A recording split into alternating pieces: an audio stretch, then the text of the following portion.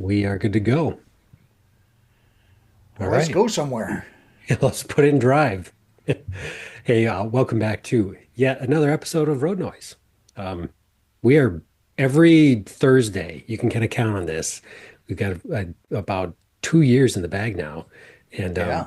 yeah, we're just I'm along for the ride. Dad's kind of in the driver's seat, and he's kind of taking us back down memory lane, just revisiting some ministry moments over the last 50 years of mom and dad's full-time ministry. And yeah, Dad, I'm excited to see where we're going today.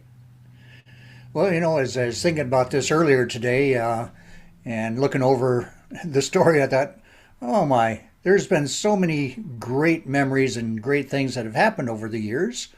Um, but be perfectly honest, not all of the road noise things are about great events and as I went through this, it's kind of like, oh my, why am I even thinking about this? This was not fun at all. But it is what it is. And so I thought, well, I'll go ahead and share it because I'm guessing a lot of people don't have a clue. Um, Kind of going to do a double header on this one. But the first event takes place in none other than Flint, Michigan. So not too terribly far from us. And this was at a time when the Fellowship of Christian Magicians was putting on regional conferences all over the United States. And at one point, there was 12 conferences, one every month, and I taught at 11 of the 12. There's only one that I missed. Plus, I also taught at the international conference. Well, anyway, so let me just share a little bit about how the conference worked. It has changed very little bit since then, but this is how it worked back then. The idea was let's bring people in that are doing ministry things in the various arts. So that could be in the art of puppetry, juggling, clowning, face painting, magic, whatever you can think of. Ventriloquism, that was a very popular one. Well, anyway, so the name of the organization, Fellowship of Christian Magicians, really was kind of misleading in the fact that they offered so much in all the other arts as well. But they really wanted to keep the cost down so that anybody that wanted to attend could. I mean, it was, and still is, one of the most reasonable conferences that any youth minister or anybody in ministry could ever attend. And so it drew a lot of people, all right? But in order to keep the cost down, one of the things that they did, or in this case didn't do, is they didn't pay those who came to teach, people like myself. Well,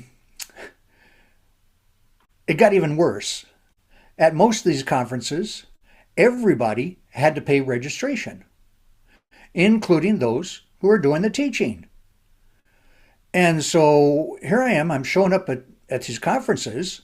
I have to pay just like everybody else to get in. And then I teach. And typically there are Friday, Saturday conferences, except for the international, and that goes for an entire week. But so you're teaching Friday and Saturday.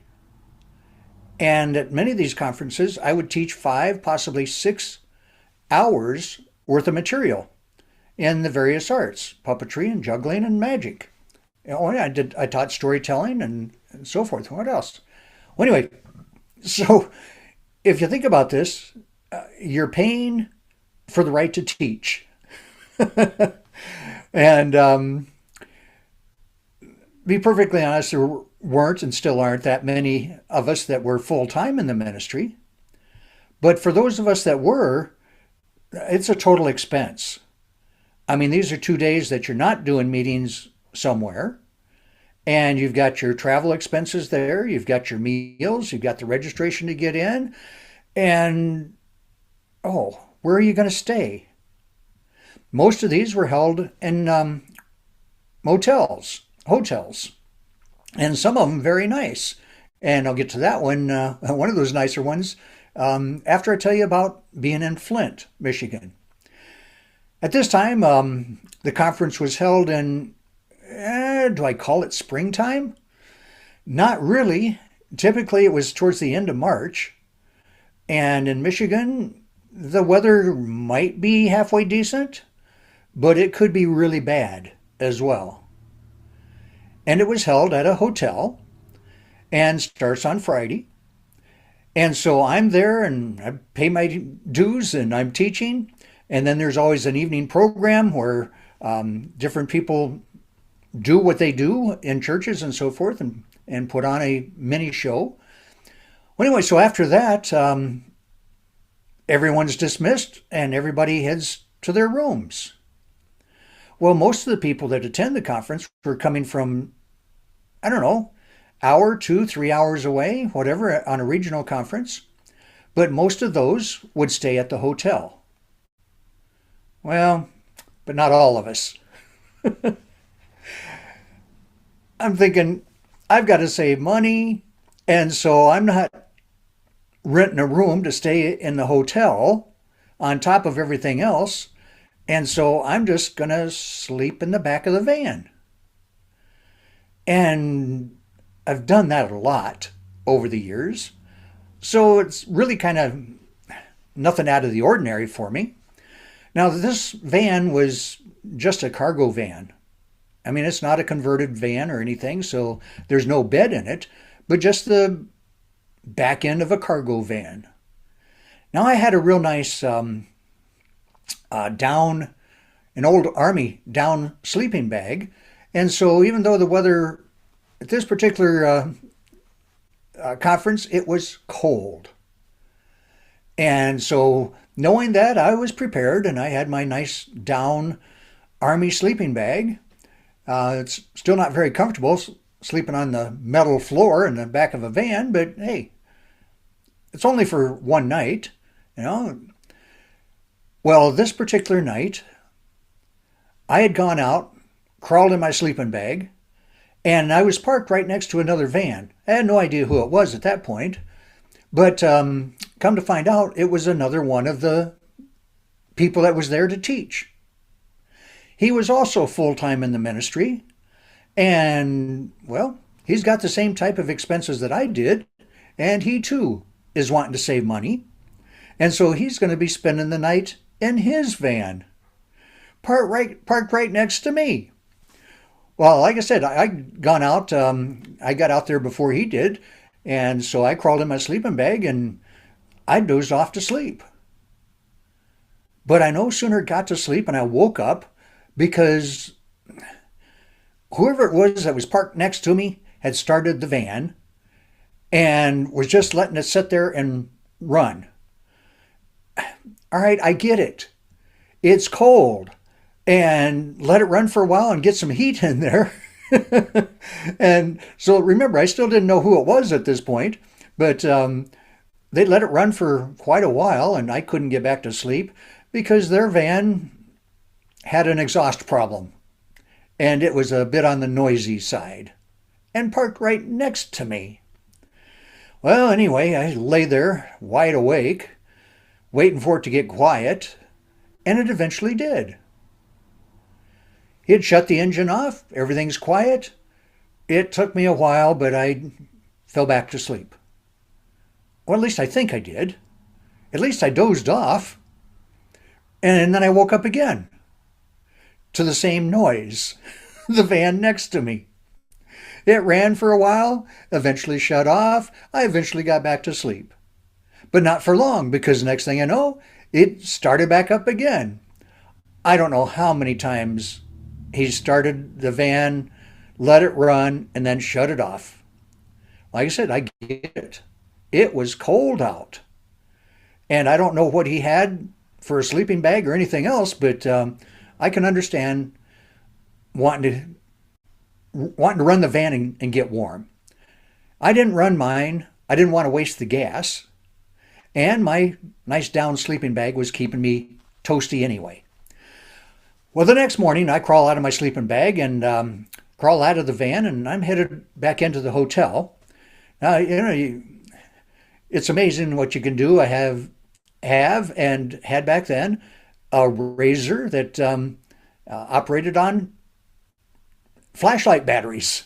And so you can shave and kind of get cleaned up a little bit, and put on, change clothes right there in the van, and you go back in, you're ready to teach again. Well, I'm headed back in, and I hear a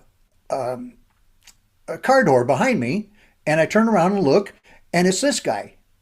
He's just getting out of his van, and he's headed in too. So I stopped and waited for him. Now I know who it is that's been starting up their vehicle all night and keeping me awake. Well, anyway, so as he got next to me, I said, "Oh, by the way, I'm mad at you." He said, "What for?" I said, "You kept waking me up all night long." I says, "It must have been cold in your van." He said, "Yeah, it was." And we kind of laughed because, hey, we're both in the same situation. We see each other at these conferences all across the country. And so, we're good friends. But my, oh my, yeah. So I said, next year for the conference, I don't know what it's going to take, but I'm going to do something to make enough money so that I can stay inside with everybody else. Well, anyway, so with that, we went on inside and finished the conference. That was the experience there in Flint. But let me jump all the way across the country to a place where it's a bit warmer. And this is Riverside, California. Now, there's another road noise story that I will share eventually, maybe next week, I don't know, on this particular trip on getting to Riverside, California, because that is a road noise story in and of itself. But for now, let's just get to the conference.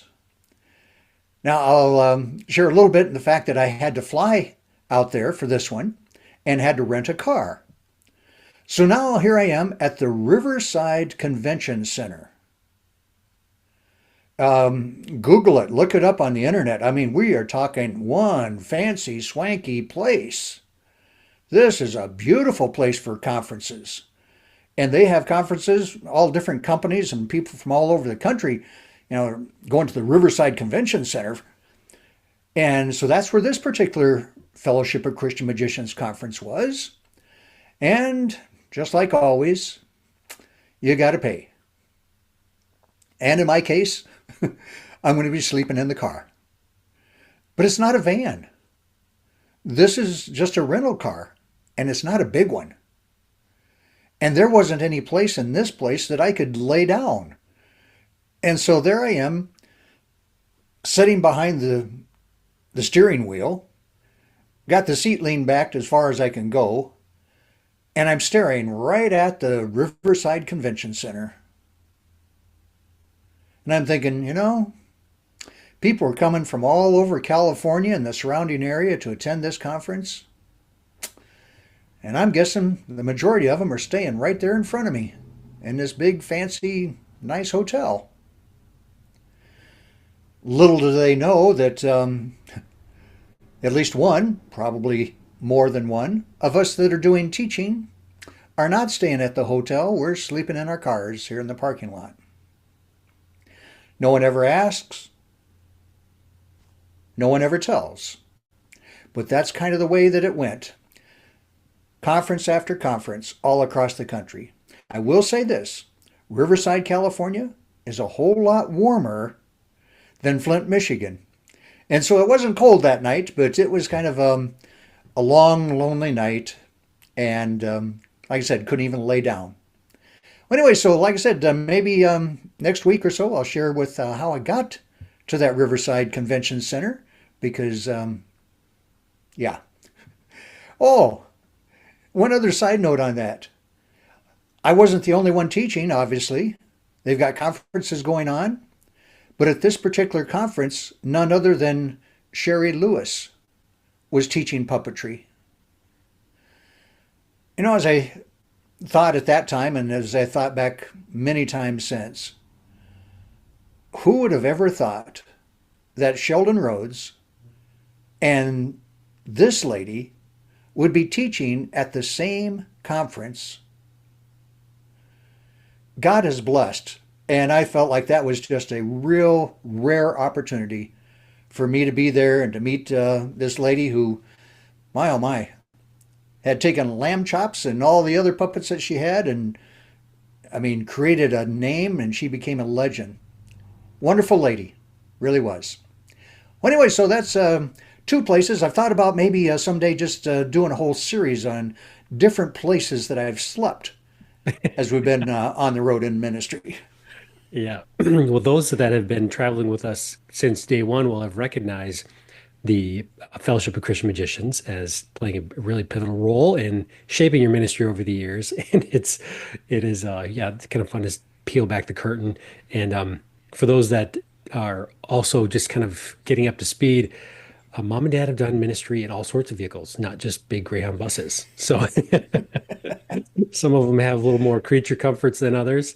And yeah, I'm sure there's countless stories of that you could share that are, you know, Well, you know, there knocking in a parking lot somewhere. there used to be a saying, and you would see signs at various places all across the country. Um, it was kind of a standing joke that there'd be a sign saying George Washington slept here.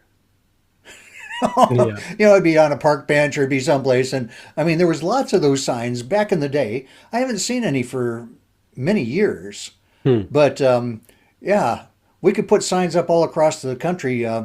Sheldon Road slept here. Yep, absolutely. Yeah. Yeah. Well, So, that one took us from Michigan out to California. And yeah, that's putting on some miles in one episode. Looking forward to seeing where we go next week. all right. Well, let's put it in park. All right. We'll pick it up again then.